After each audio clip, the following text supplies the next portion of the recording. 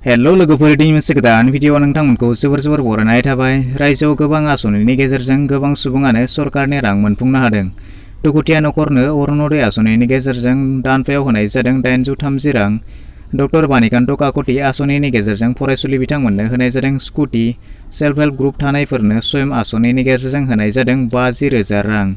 बेबायदिनो बेबाराव आइडे हन्दिक महिला सम्मान आसनिनि गेजेरजों साफ्रोम आइजो बिथांमोननो होनाय जागोन दानफायाव 300 रां। बिदिब्ला बेखौ एप्लाइ खालामनो थाखाय माखासे गोनां डकुमेन्ट्सनि गोनांथि दङ। बिदिब्ला सोरबायदि सुबुङा बे आसनिनि थाखाय एप्लाइ खालामनो हागोन, मा क्राइटेरिया थागोन, लास्ट डेटआ माब्ला थागोन, बेफोर गासैखौबो बे भिडिअनि गेजेरजों नोंथांमोननो आबुङै फोरमायनानै होनाय जागोन।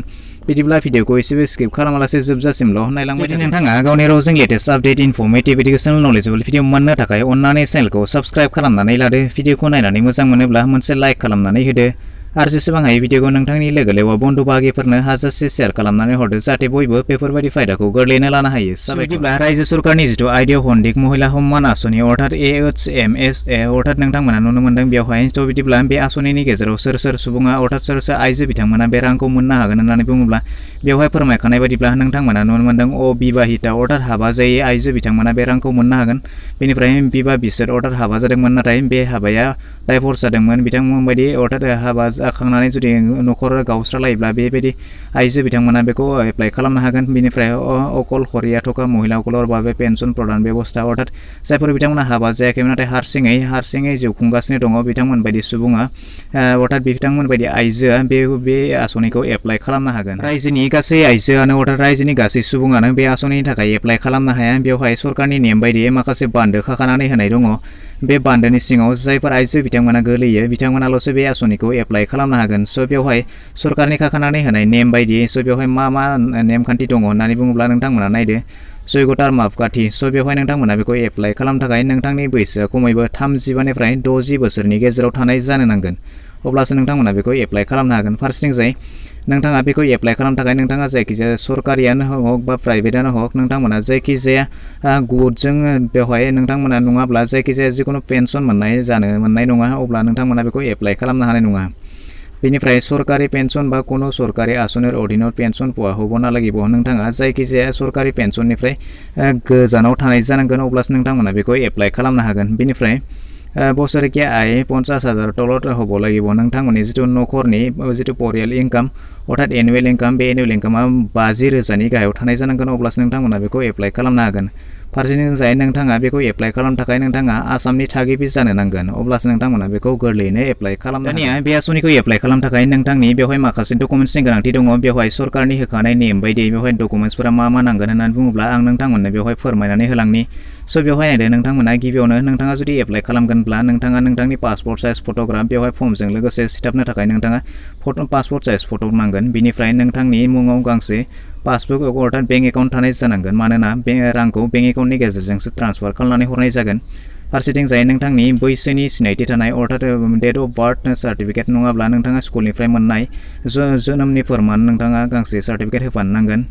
बेनिफ्राय आयर प्रमाणपत्र नोंथाङा नोंथांनि जिथु न'खरनि एनुवेल इनकाम थानाय नोंथाङा फोरमानलाइ होनो नांगोन। बेनिफ्राय नोंथांनि जिल्ला बेंगिरिनिफ्राय लायनानै नोंथाङा दि बेनि अर्थात नोंथाङा दि बे आसामनि थागिबि नोंथाङा बे फोरमानलाइखौ बेवहाय होनो नांगोन। फारसेथिंजाय नोंथांमोना गावबागाव जिल्ला बेंगिरिनिफ्राय लानानै नोंथांमोना जे बेवहाय हाबा जायाखै बिनि फोरमानलाइखौ नोंथांमोना होनो नांगोन। फारसेथिंजाय नोंथाङा जे बेवहाय नोंथांनि हाबाया जे फेलें जाबाय अर्थात हाबा गावस्रालायनाय जाबाय बिनि फोरमानलाइ होनो नांगोन अर्थात बिबा बिसेथ जाबाय बेनि नोंथाङा फोरमानलाइ होनो नांगोन। फारसेथिंजाय नोंथाङा नोंथांनि जिल्ला बेंगिरिनिफ्राय नोंथाङा जे बे ओनसोलाव हारसिङै थागासिनो दङ अर्थात नोंथाङा जे हाबा जायाखै बेनि फोरमानलाइखौ बेवहाय नोंथाङा फर्मजों लोगोसे सिथाबनानै होनांगोन। बिदिब्ला बेखिनियानोसै गोनांथिया जिथु डकुमेन्ट्स नोंथांनि गोनांथि दङ बेखिनि डकुमेन्ट्सखौ नोंथाङा फर्मजों लोगोसे जमा होनो। दानिया बे जिथु रां बे रांखौ दानिया माबोरै होनाय जागोन होननानै बुङोब्ला बेवहाय फोरमायनानै होखानाय बायदिब्ला नोंथांमोना नुनो मोनदों पेन्सन धन हिताधिकारी बेंक एकाउन्ट फनपटियाखौ प्रदान करा हब। बिदिब्ला नोंथाङा जे एप्लाइ खालामदों बे रांखौ नोंथांनि बेंक एकाउन्टआव डाइरेक्टलि डिबिटि खालामनानै हरनाय जागोन होननानै फोरमायदों। दानिया लास्टआव नोंथांमोना नुनो मोनदों बेवहाय दानिया नोंथांमोना बेखौ माबोरै एप्लाइ खालामगोन। दानिया नोंथांमोना बेखौ अनलाइन एप्लाइ खालामनो हानाय नङा नोंथांमोना बेखौ अफलाइनावसो एप्लाइ खालामनांगोन।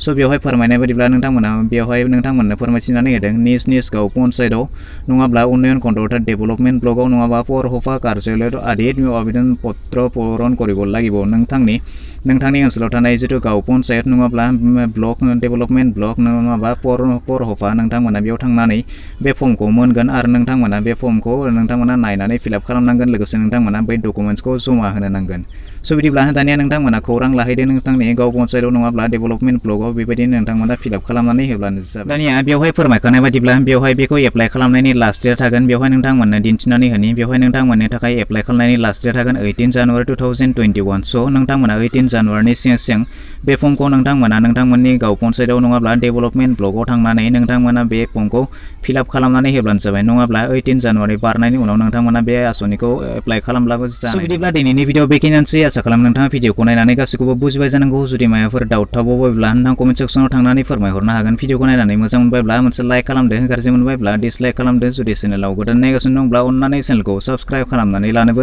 दाबावहरदो